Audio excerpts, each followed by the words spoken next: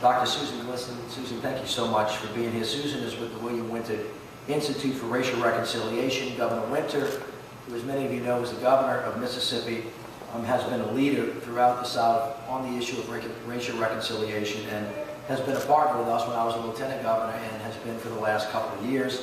Kathy Washington with Urban League, thank you so much for being here. Carol B. Bell, co-founder of Ashe Cultural Center, always a spectacular partner, and Ms. Patrina Peters, who I love.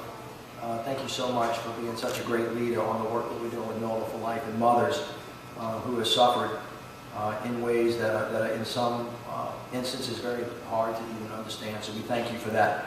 Today, we are announcing, as Judy said, that the City of New Orleans and NOLA for Life are receiving a $1.2 million award over 3 years from the Kellogg Foundation to do what I would consider to be very foundational work on race and reconciliation.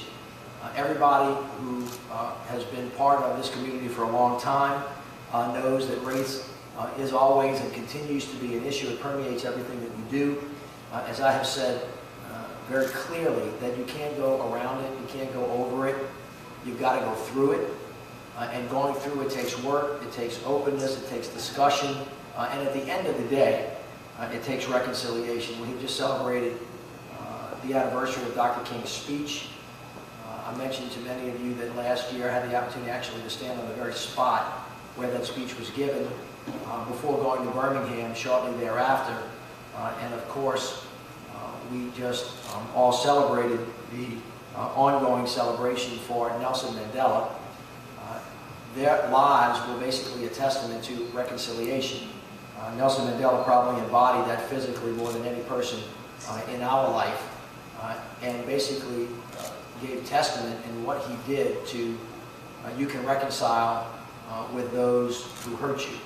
And that is something that I think that we all have to work through. I like to think that we in Louisiana and Mississippi, particularly because of our histories, have a greater responsibility more so than anybody else in America, to lead on this effort, to actually show people that it can be done, and to prove to them that there is actually strength in diversity, that it's not a weakness. And coming together on things that matter to us and that are of interest through love is a much better way than having antagonistic relationships, because you can see it permeates everything that we do, from healthcare to housing, to the way police departments act in the communities, to the way jails handle themselves, to the general institutions that have actually created many of the situations that we're in. And so we are in the business of reforming institutions and then reforming our personal behavior. But it's the personal behavior that in some instances is very hard. And that is what this institute and this award is going to help us do. It's called the Welcome Table. And it really is a nationally recognized model that facilitates open, direct, honest dialogue that we have to speak to the issue. Because in my experience in New Orleans, the people here are wonderful. And we all love each other anyway because we come here, but we don't always know each other. And getting to know each other better and understand each other is going to help us understand the essential truth is that we are mostly alike. And that there are common truths that move humankind forward or keep us from going back. And that the issue of race and class tend to be artificial barriers that get in the way, but have to be worked through as we all learn how to be bigger and better and more open, and as I like to see, give energy to the light and push away the darkness. And that is what we're trying to do. I am just thrilled to work with William Winter, who has always been one of my heroes, and his institute that Susan has been running for him for over 10 years. I met him some time ago during Hurricane Katrina and Rita. They came to help us. We have had a number of different presentations on race in the last couple of years. Dr. Norman Francis, who is like my father, and my real father, Mitch Landrieu, who are both best friends, and Governor William Winter, and Merle Evers actually came together and had an unbelievable discussion of just enlightenment on the issue of race. The Kellogg Foundation invited this proposal from the city, and we gave it to them. So this is not just about talk.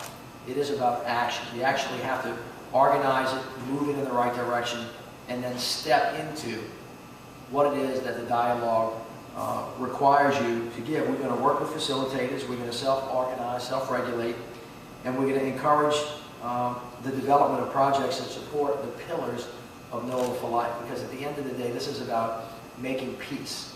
It's about reconciliation. It's about transforming the culture of violence into a culture of peace that not only requires us to stop shooting each other, but it requires reconciliation on every level before we even get to the point of feeling that anger and that frustration. So we want people to stop looking past one another. We want people to look into somebody else's eyes. We want them to see not how tall they are or what color they are, what neighborhood they're from, or what high school they went to. But we want them to see the other person's heart.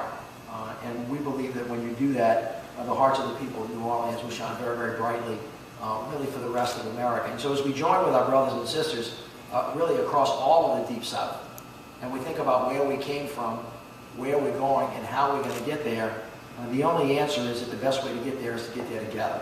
And as I said, we've got to go through it. So I am thrilled to be a part of this. We have done many wonderful things in the last 4 years. We have had many, many struggles. We have had many, many successes. We've had some failures.